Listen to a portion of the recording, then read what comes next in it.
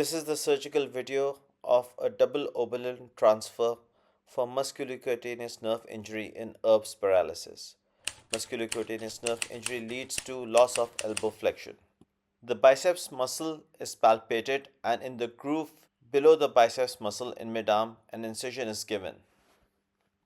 After skin and fat is divided, the deep fascia is reached. Once we open the deep fascia, we find nerves there. This is the first nerve that we have found. As we trace this nerve down, we find that this nerve is going into the cubital tunnel behind the medial epicondyle. So this is the ulnar nerve.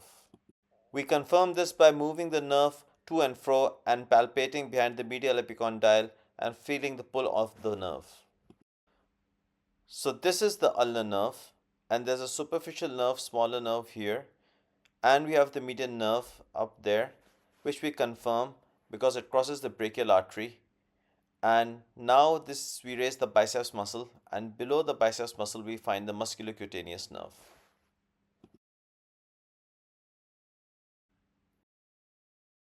We now start neurolysis of the median nerve to identify, isolate one motor fascicle.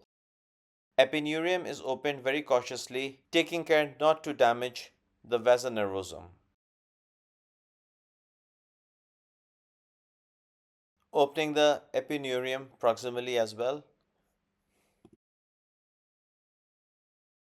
we identify one branch of the median nerve.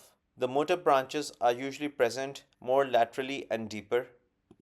To check if the nerve fascicle is motor or sensory, keep the nerve stimulator on low stimulation and create a barrier between the nerve fascicle and the rest of the nerve.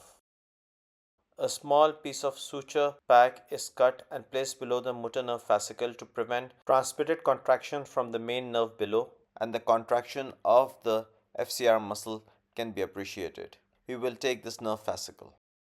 Similarly, neurolysis of the ulnar nerve is done and a fascicle is taken out, and here we are checking to make sure this is a motor nerve fascicle. We then identify the biceps, elevate the biceps, and between the biceps and the underlying muscle, we find the musculocutaneous nerve. We trace the two motor branches of the musculocutaneous nerve. This is the first branch going to the biceps and the second branch going to the brachialis. We then check the branches and find that they are not working. This is checking the branch to the brachialis and checking the branch to the biceps. No contraction of the biceps is seen.